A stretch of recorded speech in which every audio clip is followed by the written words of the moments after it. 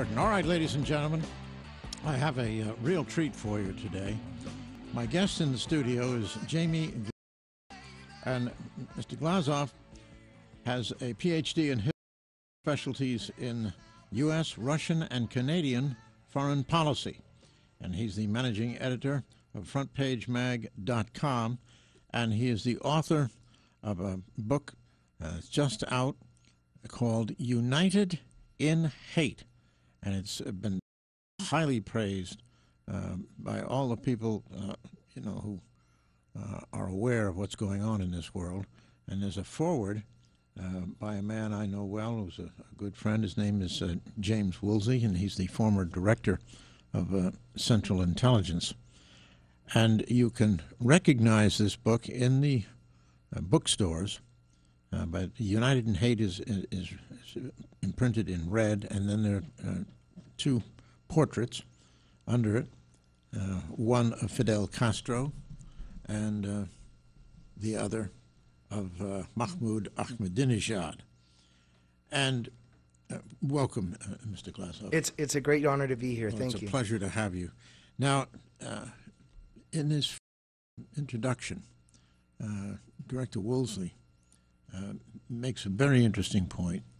He distinguishes between two kinds of leftists, and he uses George Orwell, as an example. George Orwell fought in the Spanish Civil War and was there for the so-called Republicans, which was the elected government, which was communist, and against the rebel government, which was fascist. And he points out that the left, for which he was fighting, was split between those who were adherents of Stalinism and who had a great appetite for and appreciation of tyranny, as would, you had the combination there for a while of Joseph Stalin and Adolf Hitler with the, that pact. And he distinguishes between those persons and what we would call today, I guess, social democrats, leftists, who are interested in what they call social justice, although I've never been sure what they mean by social justice, but usually it turns out to be redistribution of wealth.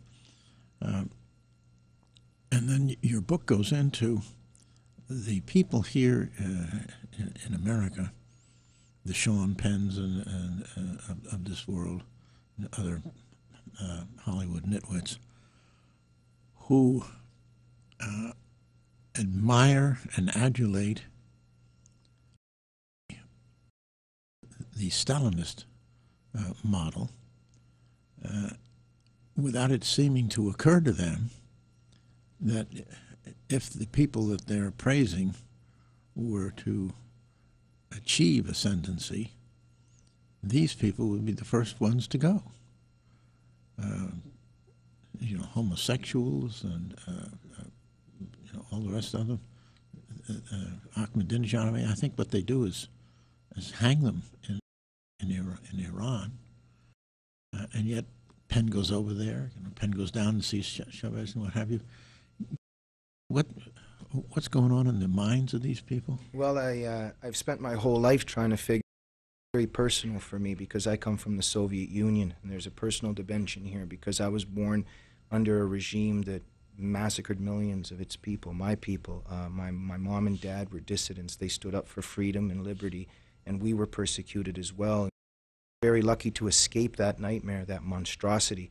And when I came to the United States as a boy that was 5.5 years old, it's very interesting that some people can intellectually understand freedom.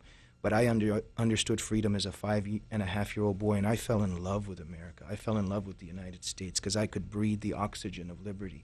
And as I grew older, Gordon, I ran into these people that I found that were telling me that the country that I came from was actually a good place and that the most evil society in the world was the United States. So there was so much anger in my heart and confusion that this is why I dedicated myself to this topic. And I think 9/11 really crystallized it for me, because when those criminals perpetrated that crime against humanity, a lot of my leftist acquaintances watched the leftists on the international scale. They could hardly contain their glee.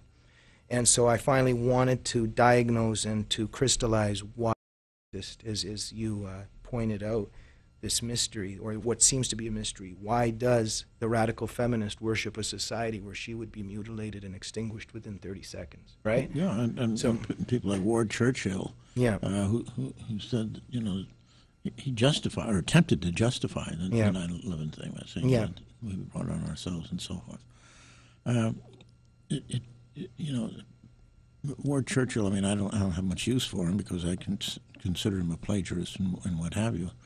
And you come from the academic community, and you know how much valid research and honest research is prized, and how much someone indulging in plagiarism and using other people's work is loathed in the academic community. But Churchill is free to and does speak out and say the awful things he does here. If he would do that back in the old Soviet Union, or in Nazi Germany, or in Iran, and Saddam Hussein's Iraq, or something like that, they'd snuff him in a minute. Absolutely. And look, like, the thing is here is that this is not a completely a story of naivete.